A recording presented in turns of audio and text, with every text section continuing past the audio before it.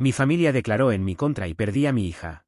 Ahora me ruegan que los ayude tras la traición de mi ex, pero grabé sus confesiones. Me llamo Camila, 34F, vivo en Houston, Texas, y hasta hace poco llevaba una vida normal, o eso creía, con mi esposo, Julian, 36M, y nuestra hija ella, 5. Todo se vino abajo de una forma tan brutal que todavía me cuesta procesar. Pero bueno, voy a empezar por el principio, porque esta historia es larga y llena de momentos que ni yo misma termino de creer. Crecí en Austin, también en Texas, en una familia pequeña. Mi padre Mason y mi madre Pauline son ambos muy tradicionales, del tipo que valora muchísimo la buena imagen y las apariencias sociales. Tengo además un hermano menor, Adrien, 30M, el eterno consentido de mis padres. No es que seamos millonarios ni nada por el estilo, pero mis papás siempre han hecho hasta lo imposible para presumir de cierta estabilidad o de una vida acomodada. No sé, tal vez para no admitir ante los demás que las cosas a veces son más complicadas de lo que aparentan. En mis primeros años de adultez, me independicé y me mudé a Houston para buscar oportunidades de trabajo en agencias de publicidad. Allí conocí a Julian, un tipo aparentemente encantador, con una personalidad extrovertida y ese encanto sureño, que a veces suena a cliché, pero que en su caso parecía auténtico. Él venía de Baton Rouge, Luisiana, con un historial de empleos inestables y grandes planes para revolucionar el sector de la restauración. Nos enamoramos rápido, y no tardamos mucho en irnos a vivir juntos a un departamento cerca de Midtown, un vecindario que en ese entonces se estaba poniendo de moda. Mis padres, por supuesto, tenían mil reparos con eso de la convivencia sin matrimonio, pero hicieron un esfuerzo por tragar sus críticas. Ellos solo querían ver a su hija sentando cabeza y proyectando la imagen de estabilidad que tanto les gusta. Así que, al cabo de un año, Julian y yo nos casamos. Fue un evento sencillo, sin demasiado lujo, pero suficiente para contentar a mi madre, que pudo lucirse con sus amigas del club social. Después del matrimonio, parecía que la vida nos sonreía. Yo llevaba un par de años trabajando en el departamento de cuentas de una agencia publicitaria local, y Julian estaba decidido a montar su propio negocio, un pequeño restaurante con toques de cocina cajún mezclados con sabores tejanos. Él era muy emprendedor, aunque también bastante impulsivo. Mis padres lo apoyaron al principio, especialmente mi padre, que se entusiasmaba con la idea de tener un yerno empresario. Al poco tiempo, llegó la noticia del embarazo. Estaba esperando a mi hija ella. Para mí, ese momento fue uno de los más felices de mi vida. Julian también parecía ilusionado, hablaba de ampliar la casa, comprar una minivan y hasta abrir una sucursal más del restaurante en el futuro. Mis papás, por su parte, vivían para contárselo a todos sus conocidos. Nuestra Camila espera un bebé, ¡qué bendición!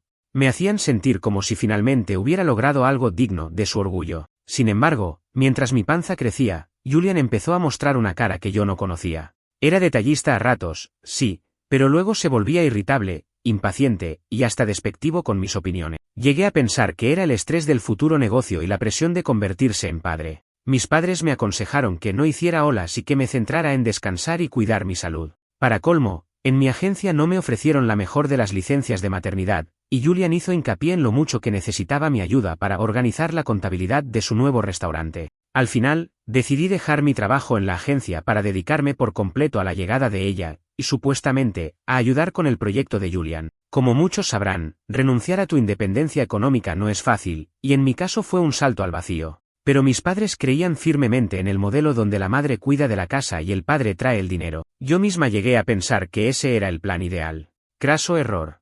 Lamentablemente, después del nacimiento de ella, en lugar de sentir la unidad familiar, empecé a notar a Julian cada vez más distante. Al principio, se escudaba en que el negocio le demandaba muchas horas, que debía lidiar con proveedores, empleados, papeleos. Y yo, desde casa, con una bebé de meses, solo podía confiar en su palabra. Pero su ausencia dejó de ser únicamente física, emocionalmente estaba desconectado. Se molestaba si yo le pedía explicaciones, se ponía agresivo si revisaba sus llamadas, e incluso llegó a pasar noches enteras fuera. Cuando se dignaba a volver, ponía cualquier excusa absurda. Yo me estaba consumiendo en la angustia y el agotamiento. Mi madre solo me recomendaba comprensión hacia él, y mi padre decía que yo era muy afortunada de tener un marido ambicioso y proveedor. Esa actitud pasiva-agresiva de mi propia familia me hacía sentir cada vez más sola.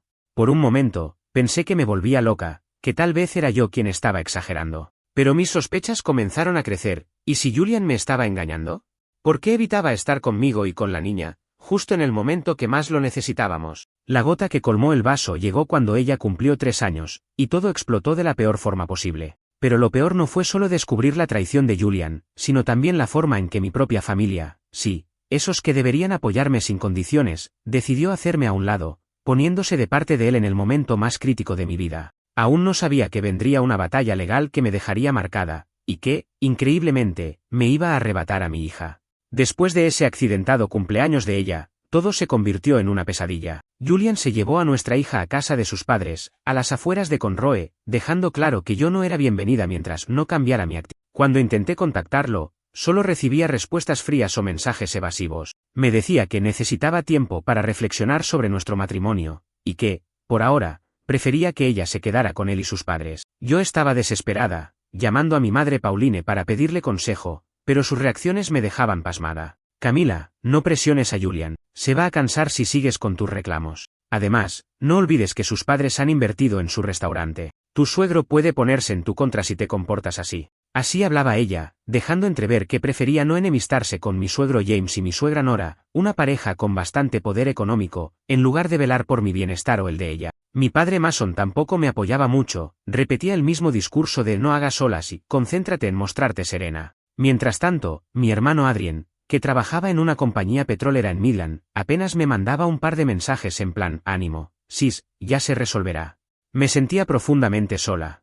A los pocos días, la situación escaló cuando recibí un correo electrónico con documentos legales. Julian había iniciado un proceso de separación, y lo que era peor, estaba pidiendo la custodia completa de ella. Alegaba inestabilidad emocional de mi parte, y hasta había presentado presuntos testimonios, declaraciones escritas, supuestamente de personas cercanas, donde se me acusaba de ser impulsiva y agresiva, como lo había demostrado en la fiesta de cumpleaños de mi hija. Lo más perturbador era leer esas líneas que hablaban de mí como si fuese una especie de amenaza para mi propia niña. Mi primera reacción fue llamar a un abogado especializado en familia, recomendado por una excompañera de la agencia de publicidad. Se llamaba Rodríguez y tenía su despacho cerca del downtown de Houston. Me advirtió que, sin pruebas contundentes a mi favor, aquella escena durante el cumpleaños, la confrontación con Julian y la supuesta agresión a su amiga, podía ser usada en mi contra. Al escuchar eso, sentí que el mundo se me venía encima. Necesitaba aliados, testigos dispuestos a confirmar que no estaba loca ni era violenta, que simplemente había descubierto la infidelidad de Julian. El problema era que la mayoría de los invitados a la fiesta habían salido tan escandalizados por el alboroto que ni siquiera tuve la oportunidad de contarles mi versión. Y para colmo, mi propia familia no estaba dispuesta a apoyarme. Intenté convencer a mi madre de que declarara a mi favor, de que dijera la verdad, que había visto a Julian y a esa tal Harper en actitud más que sospechosa. Pero Pauline esquivó el tema con un no me voy a meter en problemas, Camila, y me soltó un discurso ridículo sobre la importancia de no romper la armonía familiar. Lo mismo con Mason. Cuando fui hasta la casa de mis padres en Austin para explicarle lo que estaba pasando, se limitó a negar con la cabeza y decir, hija, no puedes exponer a Julian así, nos va a perjudicar a todos. Acordamos con tus suegros no difamar ni crear escándalos. Lo mejor es resolverlo de manera civilizada. No podía creerlo, era como si ya hubieran pactado algo con mi ex y mis suegros a mis espaldas. Y no me equivocaba. La verdad salió a la luz después, cuando me enteré de que Julian y sus padres habían prometido a los míos cierta compensación para su negocio familiar. Mi padre Mason intentaba levantar una nueva sucursal de su antigua compañía de fontanería. Aunque, en un principio, Pauline y Mason me lo negaron todo, se notaba que preferían no arriesgarse a enemistarse con las influencias de los suegros de su hija. Así de absurdo, mi familia vendió su lealtad a cambio de un apoyo económico que, se supone, impulsaría el emprendimiento de mi padre. Por eso, cuando llegó la fecha de la primera audiencia de custodia, vi lo inimaginable. Mason y Pauline, mis propios padres, declararon cosas terribles sobre mi comportamiento. Narraron la escena en la fiesta como si yo hubiera enloquecido sin motivo aparente. Dijeron que, aunque me querían, estaban muy preocupados por mi instabilidad.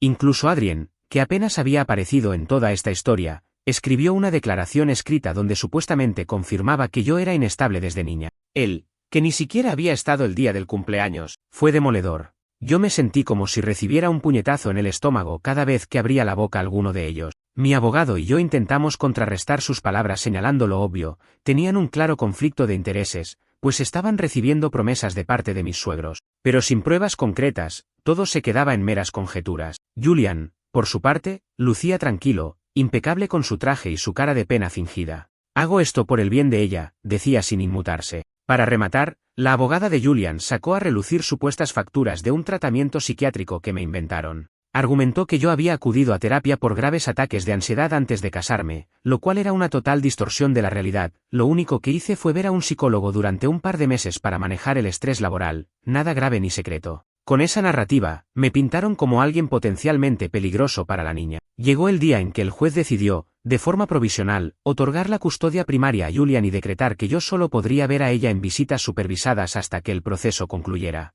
En ese instante, sentí que me arrancaban el corazón.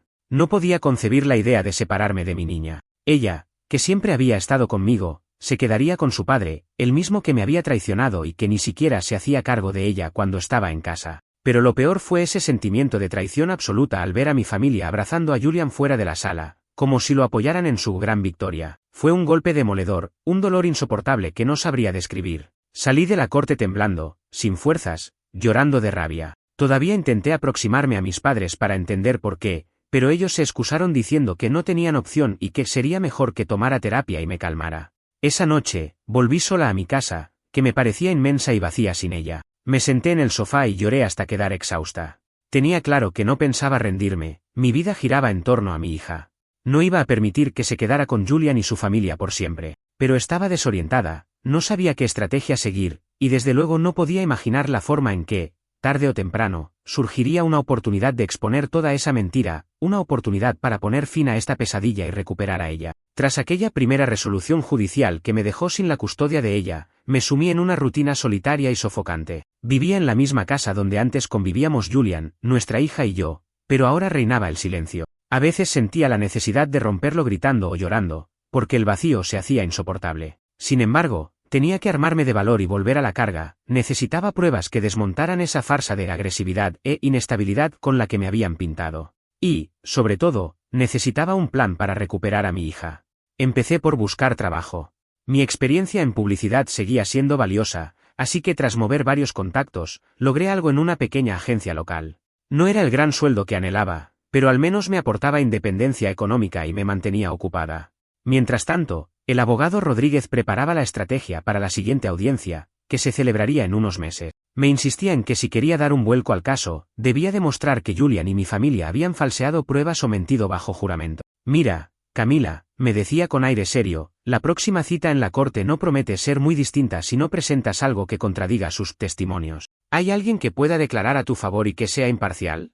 ¿Pruebas de su engaño, de su relación con esa tal Harper?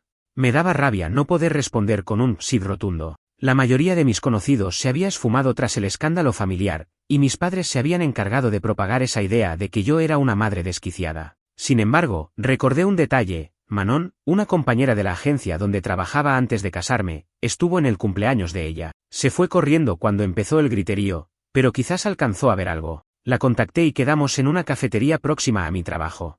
Le conté todo y, aunque se mostró empática, me dijo que no había visto lo suficiente para testificar con contundencia. Aún así, me animó a no rendirme. Durante esos meses, apenas podía ver a ella. Cuando lo hacía, era bajo supervisión en un centro de visitas familiares, donde un trabajador social tomaba notas mientras jugábamos. Ella, con su inocencia de niña de 3 años, no comprendía por qué nos encontrábamos en un lugar tan frío y por qué no podía quedarse conmigo. Me preguntaba, ¿cuándo vuelvo a casita contigo, mami?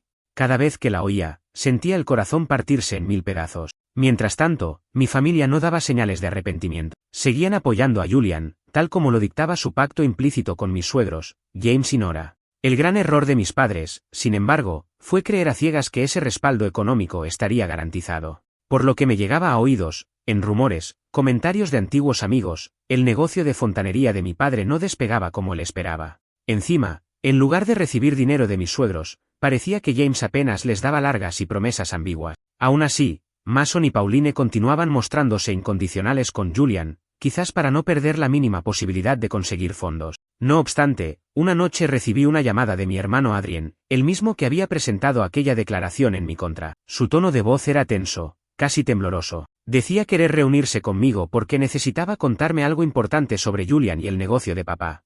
Mi primera reacción fue negarme, ¿para qué iba a hablar con alguien que me había traicionado? Pero algo en su voz me inquietó. Acepté encontrarme con él en un bar de Houston. Allí, Adrien se apareció con el rostro demacrado. Se pidió una cerveza y se la bebió a tragos largos antes de hablar. Confesó que sentía remordimientos, que había testificado en mi contra solo porque papá y mamá le habían insistido con el argumento de no podemos enfrentarnos a los suegros de Camila, o nos hundirán. Pero ahora descubría que Julian les jugaba sucio también a ello. Según Adrien, había visto documentos que indicaban que mi ex y mis suegros nunca tuvieron la intención de invertir un centavo en el negocio de mi padre, y que en realidad les convenía que mi familia siguiera ofreciendo apoyo gratuito, como canguros de ella. De esa forma, Julian y su amante, Harper, estaban libres para gestionar el restaurante y otros proyectos sin pagar guardería ni preocuparse demasiado por la niña. Escuchar aquello me producía una mezcla de ira y alivio. Ira, porque confirmaba el poco valor que tenían mis padres para Julian y sus padres, y alivio, porque era la evidencia de que todo aquel circo montado contra mí se basaba en intereses económicos de un solo lado.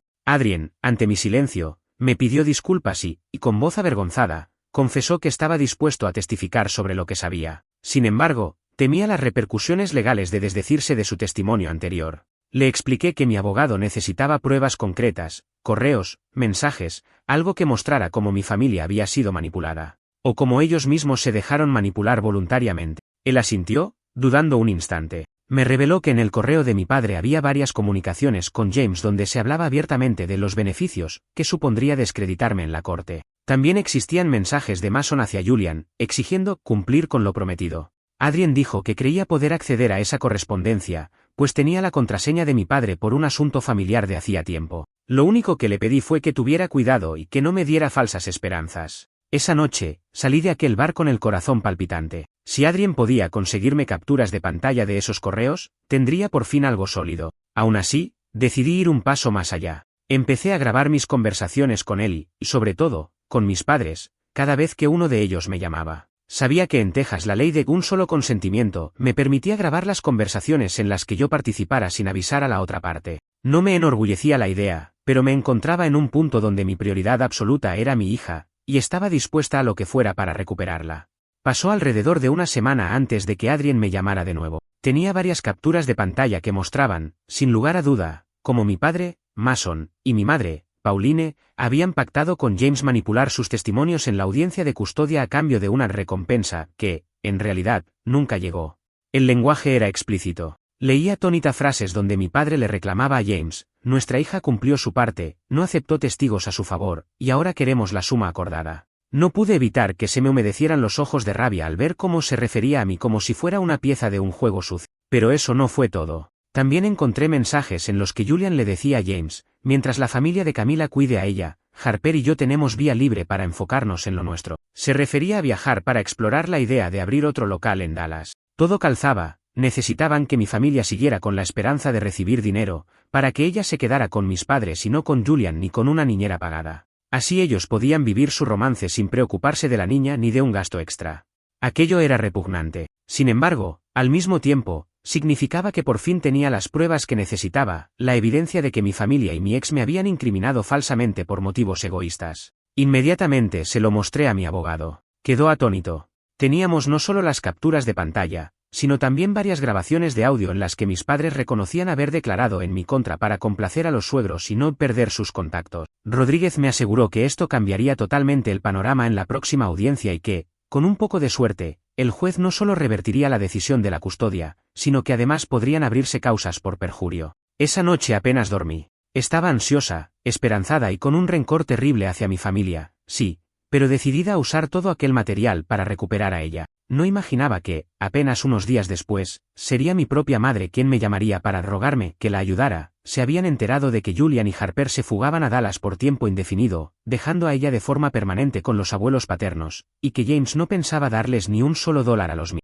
Pauline y Mason estaban desesperados, completamente hundidos, y de pronto querían reparar las cosas. Pero ya era tarde, yo tenía las cartas ganadoras en mi mano, y nadie me iba a detener. Ahora me tocaba decidir cómo jugarlas. La fecha de la audiencia definitiva llegó con más prisa de la que anticipaba. Sentía el estómago revuelto mientras revisaba, por última vez, las pruebas que mi abogado Rodríguez y yo presentaríamos ante el juez. Como en todas las sesiones anteriores, la sala estaba impregnada de tensión. Julian se sentó junto a su abogada, con semblante altivo, y vi a mis padres Mason y Pauline en la parte destinada al público, arrinconados y nerviosos. Parecía que, por fin, comprendían el lío en que se habían metido. La audiencia comenzó formalmente con el repaso de los hechos. El juez pidió a cada parte que expusiera su situación. La abogada de Julian intentó retomar los argumentos de siempre, que yo era inestable, agresiva, y que durante el cumpleaños de ella había demostrado un desequilibrio que ponía en peligro a mi hija. Sin embargo, esta vez teníamos un as bajo la manga, un grueso expediente lleno de capturas de pantalla y grabaciones que evidenciaban cómo se había urdido ese relato falso. Rodríguez solicitó permiso para introducir las conversaciones grabadas y los correos electrónicos entre mi padre y James, el suegro. El juez examinó parte del material en silencio, y luego, con gesto serio, nos permitió reproducir algunos audios. En ellos, se escuchaba claramente a mi madre, Pauline, afirmar que habían testificado a favor de Julian porque necesitaban el apoyo de sus suegros en el negocio familiar, reconociendo que no me consideraban realmente violenta, sino que lo habían hecho para asegurar la promesa económica de James. Después vino la grabación de mi padre, Mason, que en un tono furioso le reclamaba a James por no haber cumplido con lo prometido y por obligarlos a mantener sus declaraciones falsas ante el tribunal.